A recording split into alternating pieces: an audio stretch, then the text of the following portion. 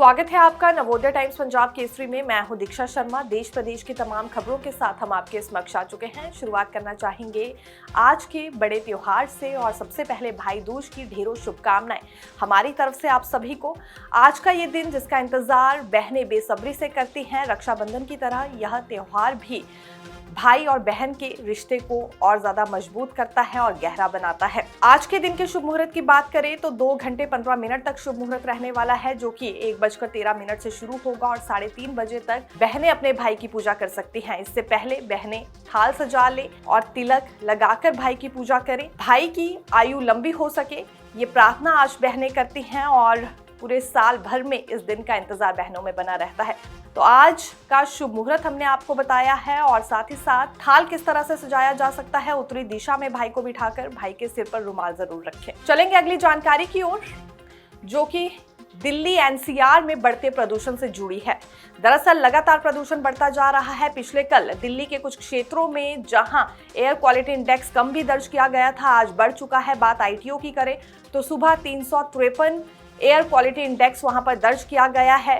पिछले कल ये 351 था, जिस वजह से चिंता बढ़ती जा रही है। बड़े बुजुर्गों में बीमारी फैलने का खतरा बना हुआ है। खासतौर पर जो अस्थमा या फिर दमे जैसी बीमारी से पीड़ित है, उन्हें सांस लेना भी इस प्रदूषण में काफी मुश्किल हो गया है।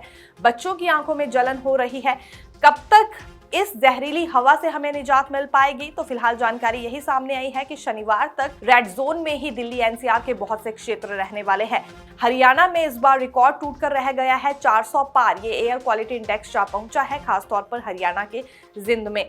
इस बार पटाखों की मार भी रही और पटाखों के साथ साथ जो पराली जलाई गई है, उससे दोहरी मार प्रदूषण की पड़ी है। इस वजह से निजात जल्दी नहीं मिल पा रही है, लेकिन कई बड़ी बीमारियां इससे लग सकती हैं। देखिए, बात पिछले कल की करें तो बुधवार को अनुमानित अधिकतम मिश्रण गहराई 2500 मीटर रही। इसके अलावा वेंटिलेशन इंडेक्स 6000 मीटर प्रति वर्ग सेकंड रहा। नेहरू नगर समेत 3 इलाकों में AQI गंभीर और 33 इलाकों में AQI बेहद खराब श्रेणी में दर्ज किया गया है दिल्ली में। इसी प्रकार से हरियाणा में स्थिति बहुत खराब हो गई है। ये 431 के पार AQI जिंद में पहुंचा है, जहां लोगों को बाहर निकलना भी दुश्वार हो गया है। कब इससे निजात मिल पाएगी, यही सवाल बार बार आम लोगों की ओर से उठाया जा रहा है। बढ़ेंगे अगली खबर की ओर और ये मौसम से जुड़ी लेकर आए हैं। तमिलनाडु में बारिश ने कहर बरपाया है। 1,46,000 लोग बुरी तरह से प्रभावित हो गए हैं। जलाशयों का जलस्तर तेजी से बढ़ रहा है, जिसके बाद ये फैसला लिया गया है वहां की सरकार की ओर से कि प्रमुख 3 बांधों से पानी छोड़ दिया जाएगा। इससे पहले लोगों को अलर्ट रहने के लिए कह दिया गया है। वहीं हिमाचल प्रदेश में फिर बर्फबारी का सिलसिला शुरू हो गया है, जिस वजह से कारोबारियों के चेहरे खिले हैं काफी लंबे समय के बाद। इससे पहले जब मानसून था तो उस वक्त प्राकृतिक आपदा के चलते पर्यटक नहीं पहुंच पा रहे थे, रास्ते पूरी तरह से खराब थे और कारोबारियों को बेहद नुकसान हुआ। लेकिन अब बर्फबारी का सिलसिला शुरू हुआ है। कुल्लू, मनाली, लाहौल स्पीति, किन्नौर की ऊंची चोटियों पर आज सुबह बर्फबारी दर्ज की गई है, जिसके बाद पर्यटकों ने फिर वहां का रुख करना शुरू कर दिया है। अगले 3 दिन तक मौसम ऐसा ही हिमाचल प्रदेश में बना रहेगा। हालांकि तापमान में भी गिरावट आई है, लेकिन अगले 3 दिन तक बारिश बर्फबारी के आसार जताए गए हैं। खासतौर पर मनाली की बात करें तो वहां बर्फ के फाहों के साथ साथ हल्की बारिश भी देखी गई है।